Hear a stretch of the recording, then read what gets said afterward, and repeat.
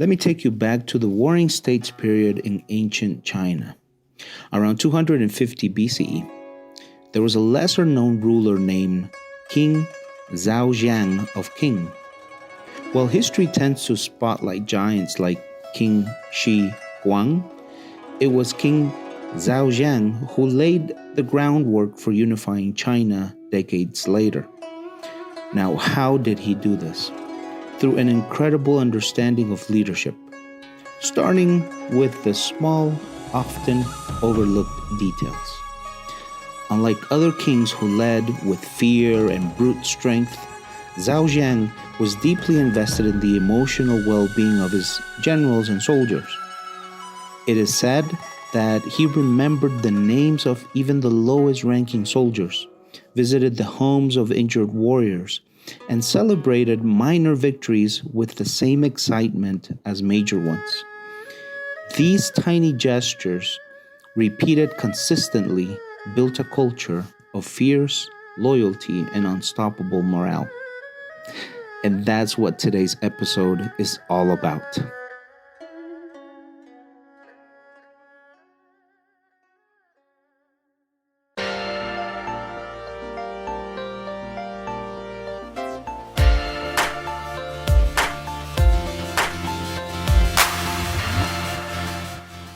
Welcome back to the Leadership Code. I'm your host, Jose Navarro, and today we're diving into the magic of details.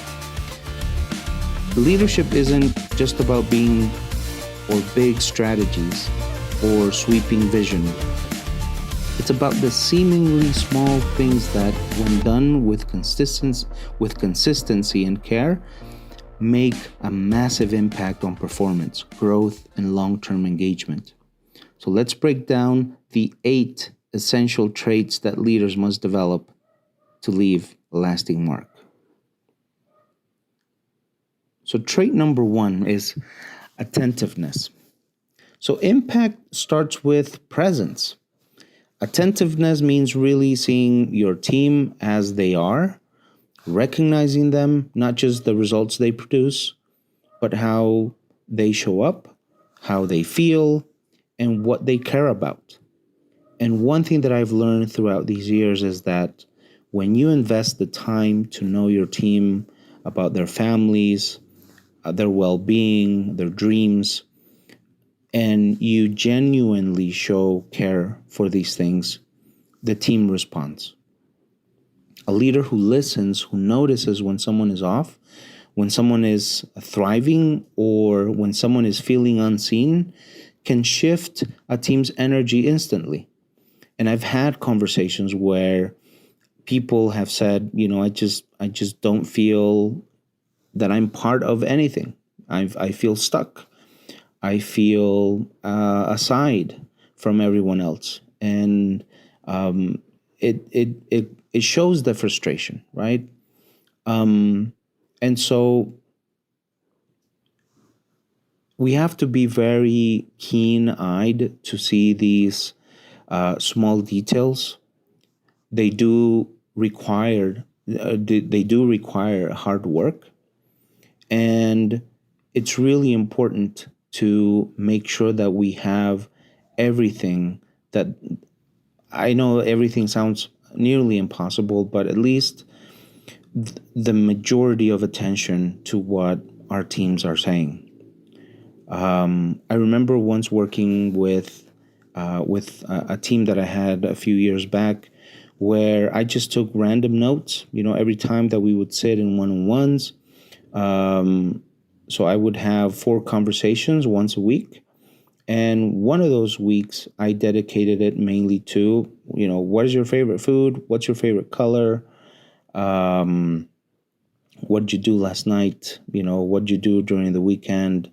What is your favorite hobby? And things like that, because it helped me learn what is important to them, right? And for me to know that, it gave me the information to deal with them in a more healthy manner, right?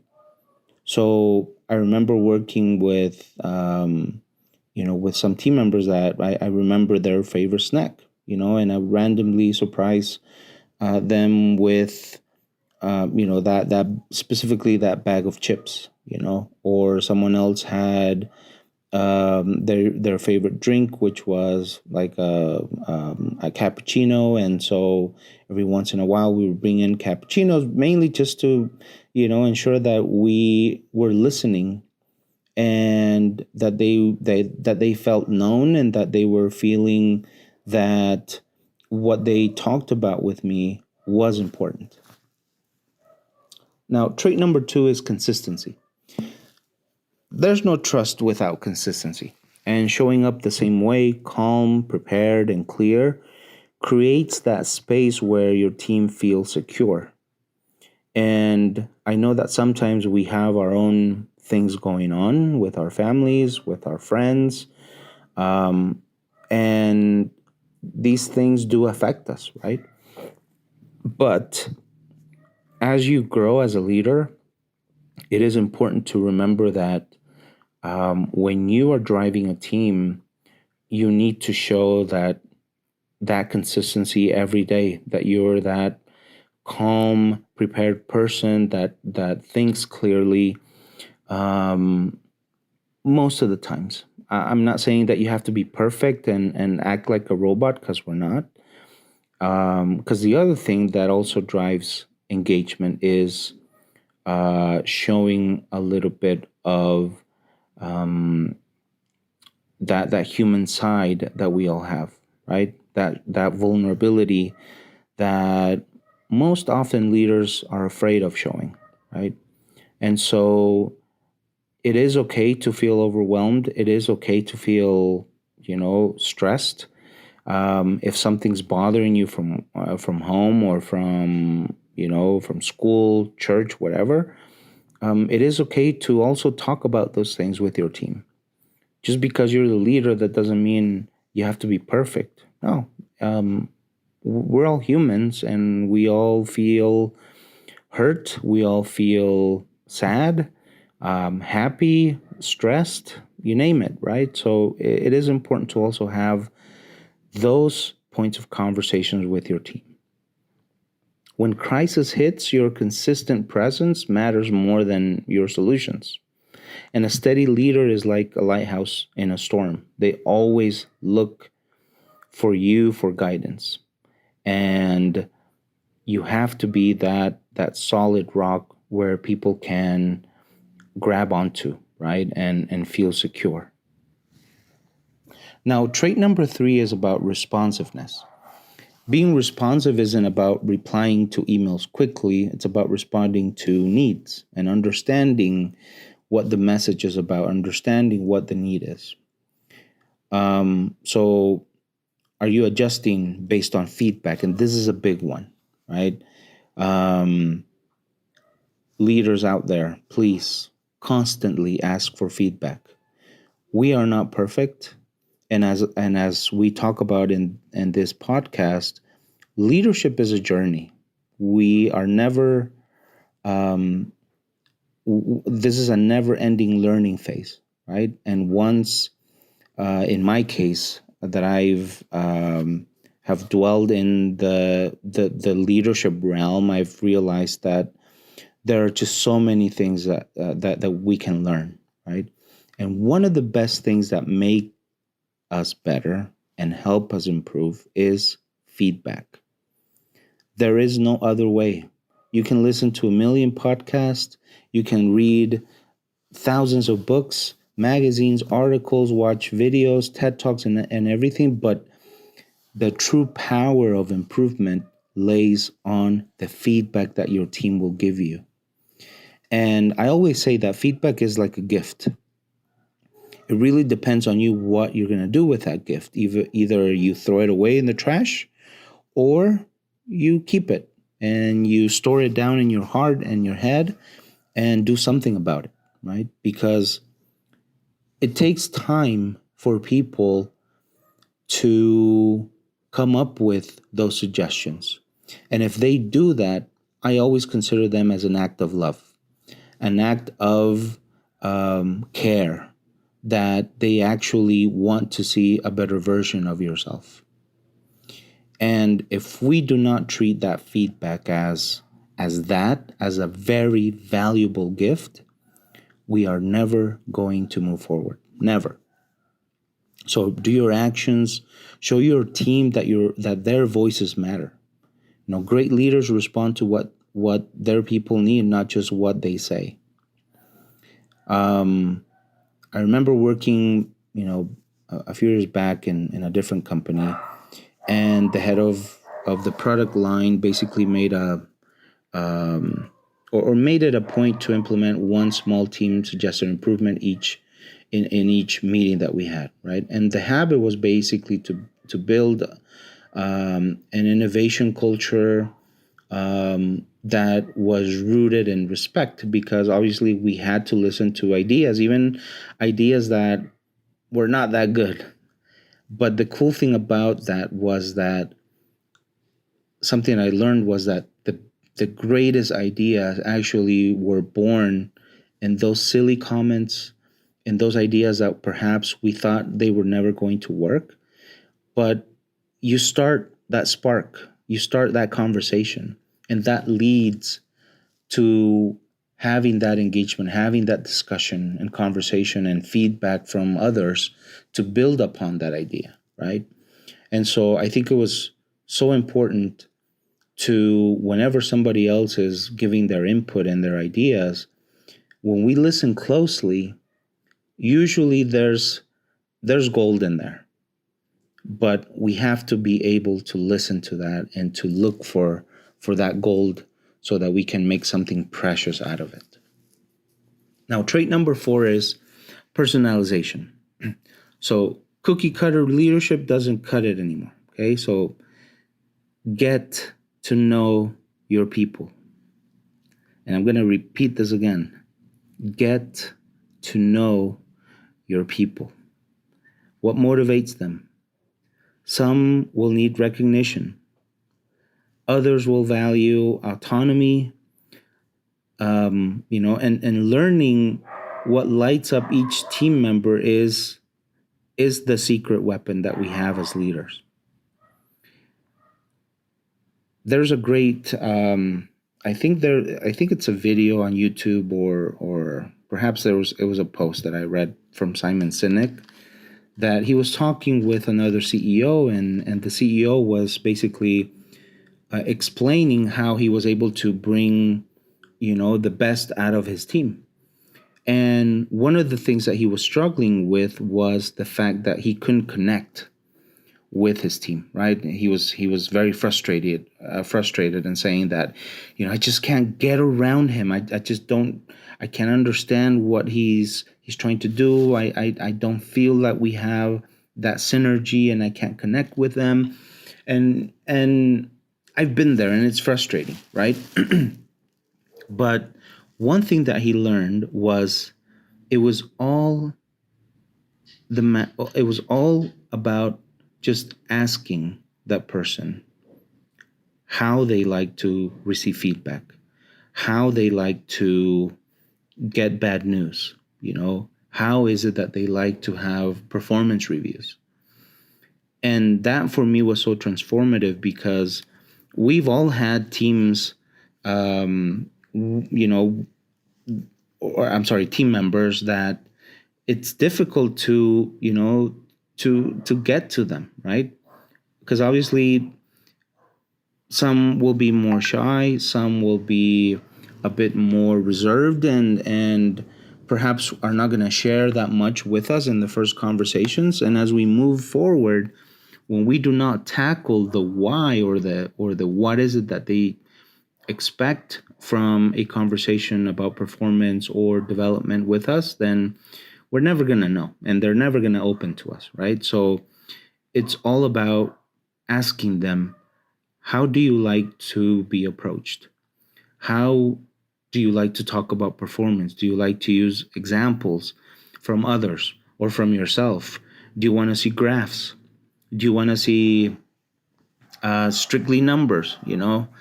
How do you like to receive bad news?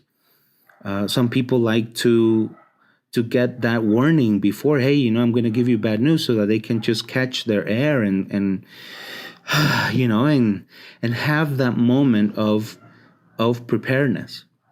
Others will just say, no, just cut to the chase, and just give it to me raw. Everyone is different, and that's okay, but as long as we're asking the important questions as to how do you like to do this, how often do you like to do this, you'll be okay, and your team will respond to that. All right. So trait number 5 is about integrity in the little things. So now, do you follow through on small promises? Do you show up when you said you would? These micro moments really define your leadership. A manager who says, I'll check in next week, and actually does it, which is rare and memorable, those moments build a very lasting trust. But I've had conversations where I'm literally talking to the other person, and like in a few minutes I get the same question again. Like they are not paying attention to what I was saying. So, and probably I've done that, in the past, and I can see how that would make the other person feel. So give your undivided attention to the person who's talking. And when you're asking questions, make sure that you're fully paying attention to the conversation, to what they're saying, to what is it that they're feeling at that moment as well, and ask follow-up questions, because it's really uncomfortable to be in front of someone explaining or talking about something that for you is important, and the other person is like, okay. And then a few moments later, they ask exactly the same thing. It's bad leadership, right? So make sure that you make the other person feel cared, that they feel important, because that is one of the biggest traits that we have as leaders, making sure that the other person on the other end feels important. So trait number 6 is encouragement as a habit. And most of the times we underestimate the power of encouragement. No empty praise, but targeted, specific encouragement that highlights effort, growth, and intention. And this really creates a really cool momentum. And this reminds me of a moment where my mom was visiting from the States. She hardly knows Spanish, so I remember we were at a mall, and she was sitting down. I was next to her, standing up, and in front of us there was this young man also sitting down. We were in front of a bookstore, and all of a sudden, this lady approached, the area where we were, and this guy that was in front of us stood up and gave her the chair. And I remember my mom going to me and said, hey, can you do me a favor? Can you walk up to that young man over there and tell him to thank you for standing up and giving up his chair for that woman? And so I went over and I said, hey, my mom over there says that she really appreciates the fact that you stood up and gave the chair to that lady, right? And that for me was a really valuable lesson in terms of the power of encouragement, of doing and keep doing the good deeds, the good things in life. And I think that we need to do more of that, even if there are small wins, small details that our team members do. Let's recognize it, right? Let's make sure that we mention it as a power of encouragement so that they can keep doing that specific thing and even more, right? I remember a friend of mine once told me that his boss had left a sticky note on his desk, and that sticky note would read, "The way you handled that client yesterday was masterful. Thank you." That's all it said. And that guy actually had kept that note for years, and I think he still shares that story to his team. And so imagine, that the power of encouragement, what it does. And that person now is a leader in the industry, and it's really, really good to see like those examples of encouragement, right, from our leaders. So if you have the opportunity, if you see something that is good, mention it. Trait number 7 is about curiosity. So stay curious about your team, ask questions. Don't ever assume you know it all, because that is not what leaders do. Actually, curiosity keeps your leadership and our leadership a bit human, right? Sometimes I think there's a wrong perception that when you get into a leadership position, some people see that as unreachable, and that's just not the case. I remember one conversation that we had once with a client. He said, he asked a very general question and said, "Hey, how did you put your pants on today?" And everyone's like, "Well, right leg in first, and then the left one, and then you put it up, zip it, and put the button, right?" And he said, "Well, that's the same way I put mine too," and and that example really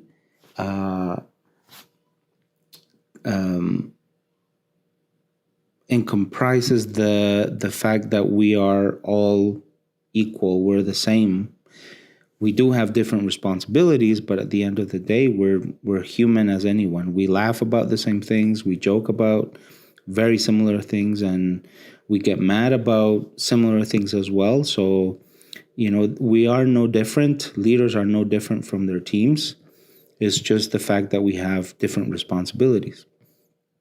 And I think that one of the best questions that we can ask our team is, what's one thing I don't know about your job that would surprise me?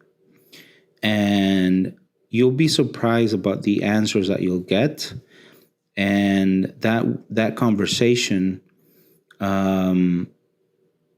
will give you so much for you to learn. And just that one talk with that person than in months of observation. So as we were talking earlier, make sure that you ask the right questions. Don't just observe, make sure that you ask. Trait number 8, celebration of progress and not just outcomes. And this will be the last trait that we'll talk about. So leaders who wait until the finish line to celebrate miss out on all the magic happening along the way. So sometimes it does happen that, as we were talking earlier about encouragement, it is very important to feed that encouragement on a daily, weekly basis. Even if the month is not done and we have not seen results, if you see that somebody's making progress on a weekly basis, make sure to celebrate that, right? Don't keep it to yourself. Mention it in a team huddle, mention it in a team meeting in front of everyone, so that person can feel appreciated and well recognized. There's an example that a team had recently revamped their onboarding process, and they would celebrate each of those milestones. And from the first draft to the pilot run, that constant recognition turned a daunting task into a shared journey that everyone could enjoy. And so as you do these small details, small celebrations, people will actually feel empowered. They will feel that they are part of something greater than just themselves. And when you ever get the opportunity to witness somebody that, first of all, is struggling, but they make, that small progress, please, please, please, please mention it and celebrate that with them.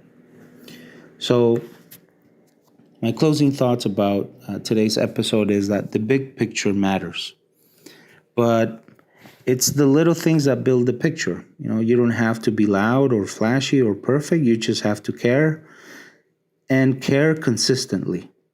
You just have to notice. You just have to lead with intention, and that, my friends, is something that really creates big, big leaders. So thanks for tuning in to the Leadership Code. If you found value today, don't forget to follow and share this episode with another leader in your life, with a friend who's going through that journey. And if you haven't yet, grab your copy of the Leadership Code on Amazon for deeper dives like this. Until next time, keep leading with heart and never underestimate the power of the little things. Thanks, everyone.